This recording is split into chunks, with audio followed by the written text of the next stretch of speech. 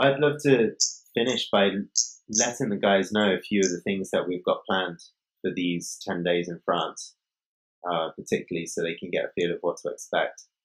I mean, we've got the online program that's going to be 6 months in total. So there's 5 months before the Vision Quest.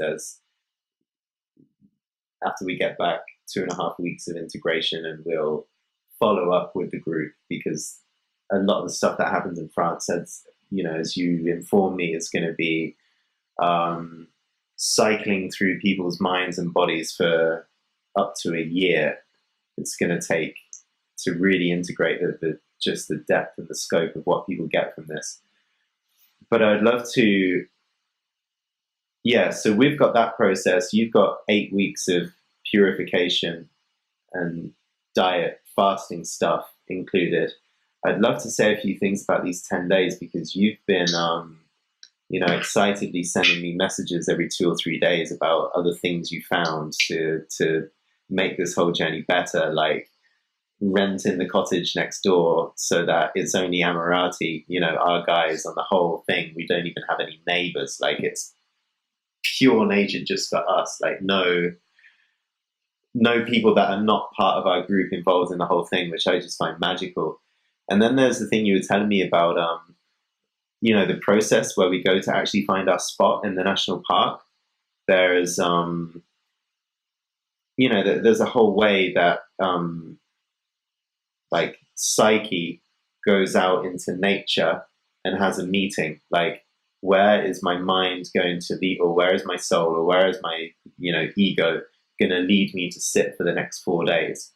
And that there's that whole adventure. And you were telling me about crossing the lake in a canoe and getting rowed down the canoe. Like, this just sounds mesmerizing, saying goodbye to the land, and here we go across. This is totally Wild West kind of Grand Canyon imagery, going across to the other side of the nature reserve and being like, okay, I got dropped off here in a canoe. Here I am with my water, with my little backpack. I'm going to go out and find my spot.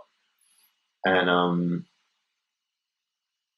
I mean, those are just two of the elements behind it. But you're talking about bringing in a raw food chef, so that even though we're going to have restrictions on diet going into the quest and coming out of the quest, like the handful of days just before we go to the mountain, just after, are going to be the most sensitive when it comes to food. And you're like, I want to bring in a raw food chef, so it's the guys have got something beautiful to eat, and even though their diets are limited, like, let's bring out the absolute best, most enjoyable feast that we can have, so we can celebrate the time that we have just before and after the process. That's really, I mean, as you said, it's a celebration, no? It's like we're doing something so profound, and yes, it's very serious. It's a big commitment, but it's also like a beautiful, joyful thing to do. So that's what, we're trying to make this the most memorable, most magical experience that people can have, because it's really the time that you will remember it for the rest of your life. Of course, the 4 days and 4 nights on the mountain, you'll never forget about that. But I think then there's also something really nice that, once people are here and people are coming, like before and after the quest, when you're here at Alauzet, we can make this a really joyful celebration with the food.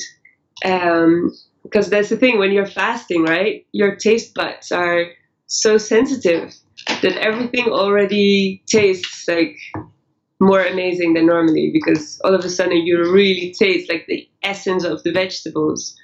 And then having this food prepared by, as a girl, she's really amazing.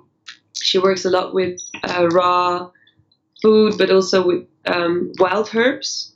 Like, she'll go out into nature and she'll find wild herbs, wild flowers, and make something really beautiful out of that. So it's like really, let's say, like nurturing all of your senses.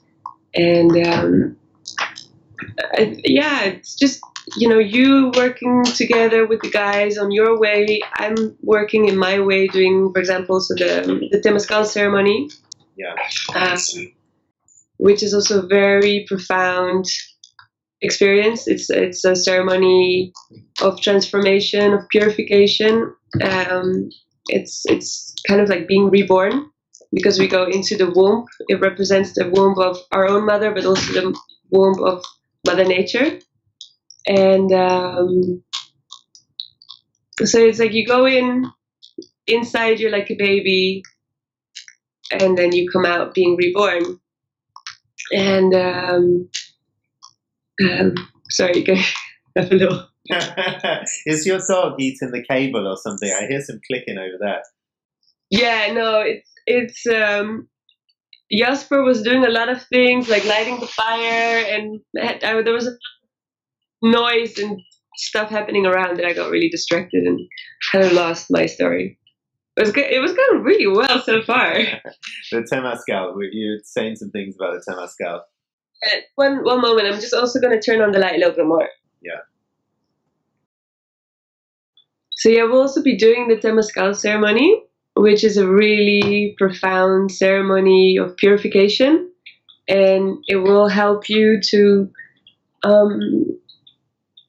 kind of connect with your essence and your intention and the divine. It's a place where we pray, we give thanks before going on the mountain. We can let go of our last fears and already have that experience of being reborn. It's a ceremony as well of death and rebirth, because it represents the womb of Mother Nature and also the womb of our own mother. So when we're inside the Temazcal, we're we're back at being a baby, where we can just receive and let go easily of everything.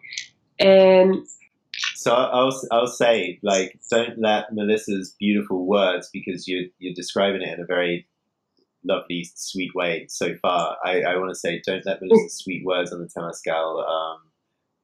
Maybe that's your enthusiasm seducing people in. This is a beast of a shamanic process, I will say. I have never felt deeper pain in my freaking life than being inside this boiling hot tent, which is like a sauna multiplied by a factor of 10. It's not like, going into the womb of Earth. It's like going into the freaking core of a volcano and letting the heat have its way with you. So this is like, I mean, I'm not disagreeing, but the intensity of it, at least for me, was like, I went in that thing a bit afraid, because it's hot, Saunas are not really my favorite places anyway. And it's literally, that put me in an altered state, similar to what ayahuasca has put me in. Maybe not quite as strong as the kick of some of the ayahuasca ceremonies that I've had, but to be inside there was like, it put me into a completely different state of consciousness. It put me in touch with memories that, I'd completely forgotten about and wanted to forget about. Like, some difficult, challenging stuff came up for me. And literally, there was emotional pain that came out of the freaking gaps between the cells of my body. It was bizarre. And I was in agony on the floor. And I rocked and I moved and I got through it, and I was, there was chanting going on, and it was kind of soothing, and I came out and I was like, frick, that was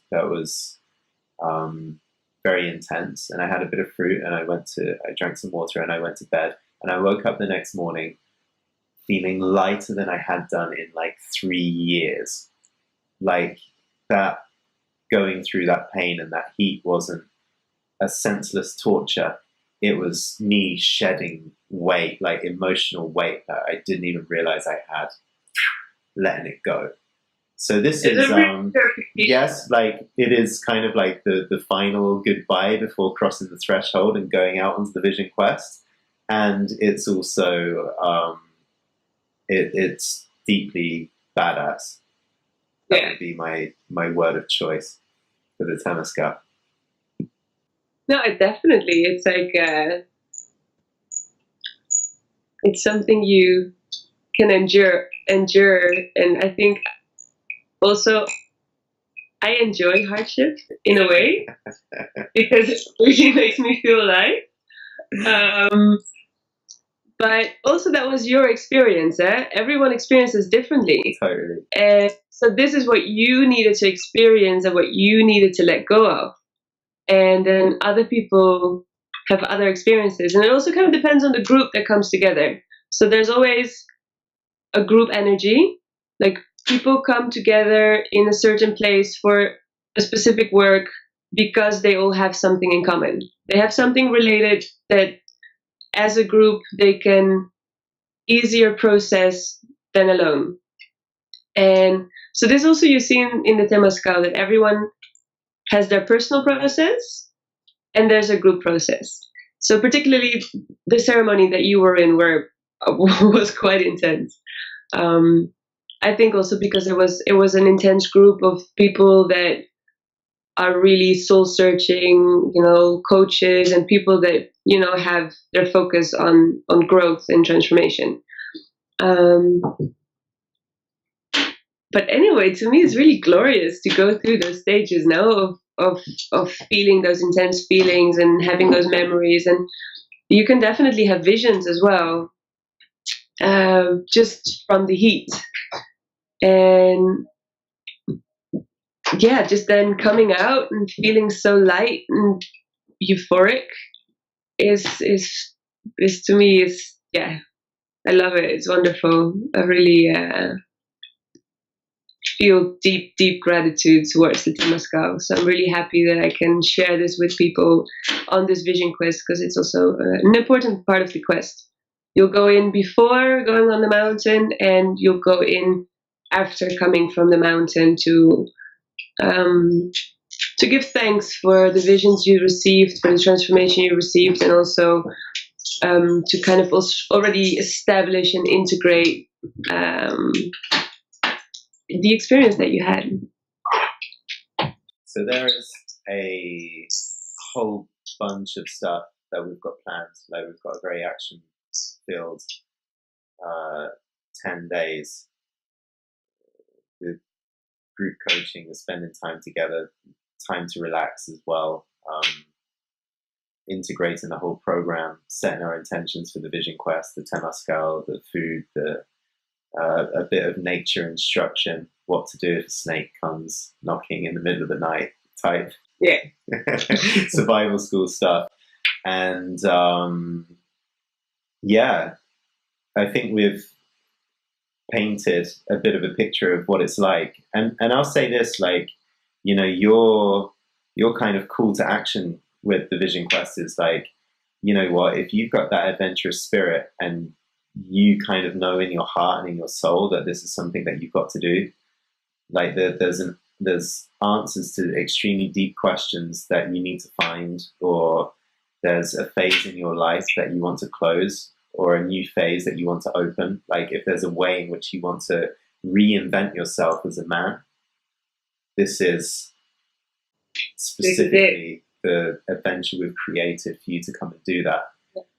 So if you feel that this is for you, and we've spoken for a bit of time about the vision quest, I think you would have, you get that feeling in your belly or in your heart or wherever it is that lets you know that this is for you, then reach out and apply for one of the places this year for the Way of the Emirati Advanced Program with this vision quest that we're doing with Melissa.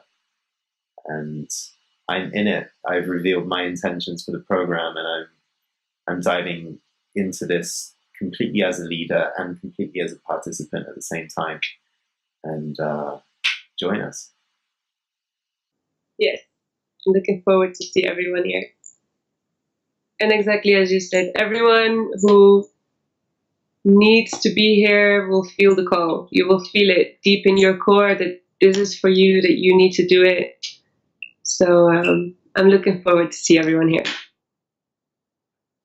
So links to the application form will be below the video.